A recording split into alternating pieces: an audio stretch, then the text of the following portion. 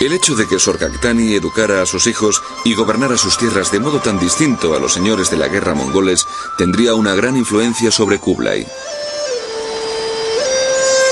En 1236, con 21 años, Kublai recibió sus propias tierras de manos de su tío Ogodei, que había sucedido a Gengis a su muerte en 1227. Las tierras estaban en la región Hopei, al norte de China. Al principio, Kublai gobernó sus tierras desde su casa en Mongolia. Dejó los asuntos del día a día en manos de los funcionarios locales, igual que otros nobles mongoles a los que no les interesaban los asuntos rutinarios locales. Pero en su ausencia, los empobrecidos campesinos estaban siendo gravados con demasiados impuestos o les sacaban de sus granjas para emplearles en obras públicas como la construcción de carreteras. Bajo la influencia de su madre, Kublai decidió cambiar las cosas. Llevó a cabo una reforma que fue recibida con agradecimiento por los campesinos de sus tierras al norte de China. Se mejoraron las carreteras y puentes e hizo lo posible por mejorar la calidad de vida de la gente corriente. Le preocupaba de un modo que a nosotros nos parecería muy moderno, el bienestar de los pobres y los marginados. Esto suponía suprimir los impuestos durante un periodo de tiempo determinado en las zonas que habían sufrido guerras, sequías o hambrunas, hasta que pudieran poder permitirse volver a cumplir con sus obligaciones con el tesoro público. Y en lugar de pagar impuestos, a menudo se les proporcionaban alimentos o subvenciones monetarias para ayudarles a superar el bache. Así que desde una temprana edad, Kublai empezó a demostrar las cualidades de un soberano progresista e ilustrado. Amplió el sistema postal, que era el más avanzado del mundo. Esto abrió las puertas al comercio y aseguró que los mensajes llegaran a las zonas más remotas.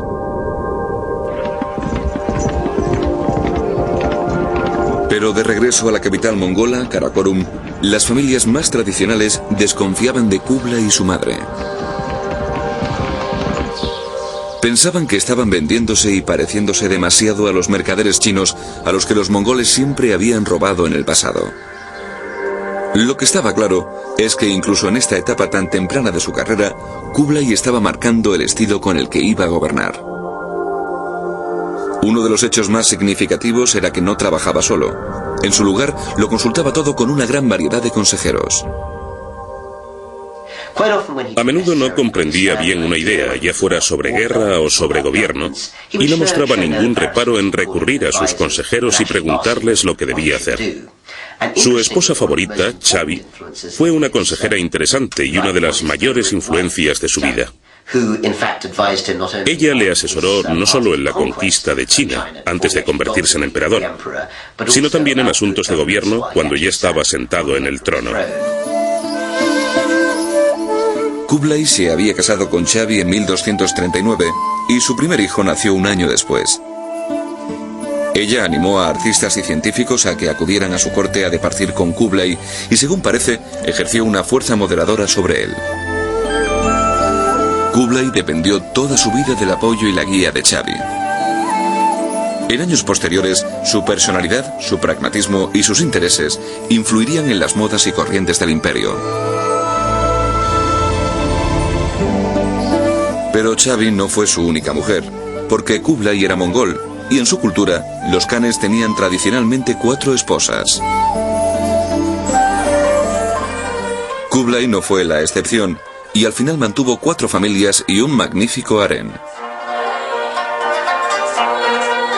Pero como joven ambicioso, Kublai tenía cosas más importantes en su cabeza, especialmente cuando su hermano Monke fue elegido Gran Khan después de la muerte de su tío Ogodei en 1251. Esa fue la oportunidad que Kublai había estado esperando. Cuando su hermano se convirtió en Gran Khan, la riqueza y la posición de Kublai se elevaron de la noche a la mañana, y Monke le concedió nuevas tierras al norte de China. Lo que Kublai necesitaba entonces era la oportunidad de destacarse como guerrero. Era algo vital.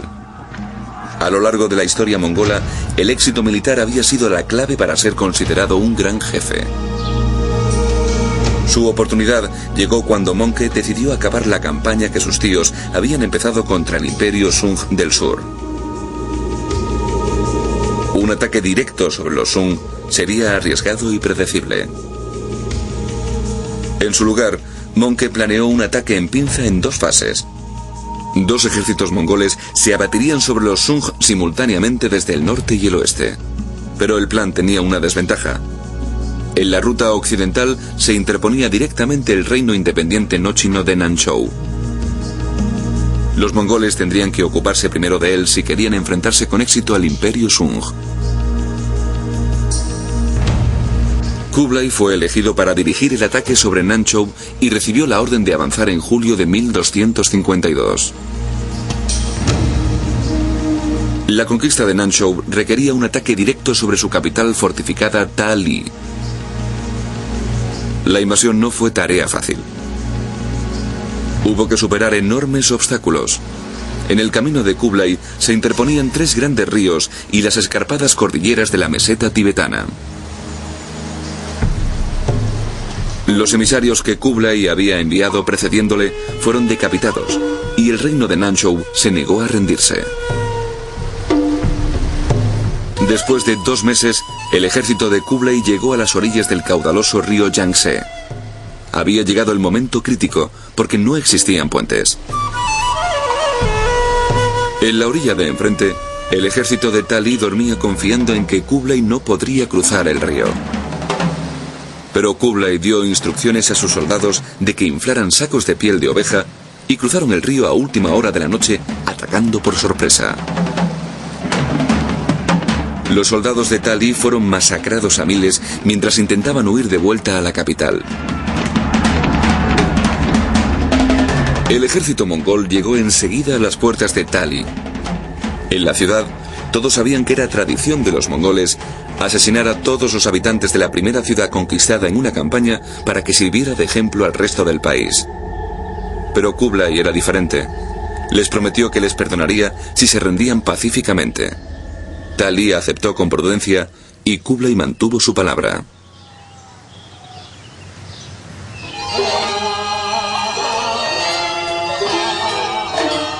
Victorioso, Kublai regresó al norte de China y empezó a construir una nueva e impresionante capital. La llamó Shangtu y se construiría en estilo chino en las tierras entre Mongolia y China. La nueva ciudad, que más tarde se inmortalizaría en la literatura europea como Sanadú, levantó preocupación entre los mongoles tradicionalistas. Les parecía que el joven advenedizo se había vuelto chino.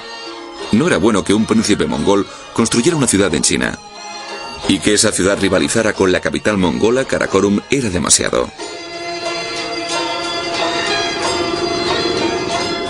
Cuando llegó la noticia de que Kublai había rechazado las medidas impositivas de los mongoles, las acusaciones de traición se hicieron inevitables. Al igual que el conflicto familiar que despedazó el imperio mongol. Pero después de un período de tensión, la estrecha relación de Kublai con su hermano Möngke le salvó de la situación. Si iba a acabar gobernando el poderoso imperio Sung, Möngke necesitaría la habilidad diplomática de su hermano y los aliados chinos que Kublai había reunido a su alrededor.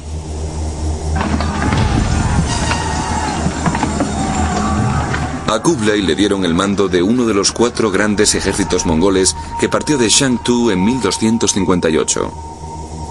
Los ejércitos mongoles avanzaron con rapidez hacia el centro de China, pero cuando llegaron a orillas del río Yangtze, ocurrió un desastre.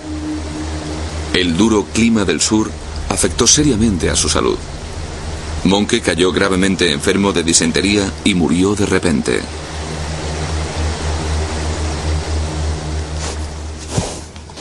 El Gran Khan no dejó sucesor, y el mundo mongol se detuvo en seco. Se abandonó la campaña Sung. Karakorum quedó sumida en una crisis. ¿Quién ocuparía el puesto de Gran Khan?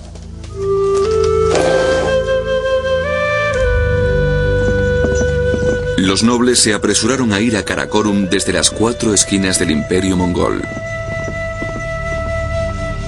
Pero Kublai no dio la vuelta. Le había costado años llegar a donde estaba, y pensó que cuanta mayor parte del sur de China tuviera bajo su control, mayor sería su base de poder frente a los demás jefes mongoles.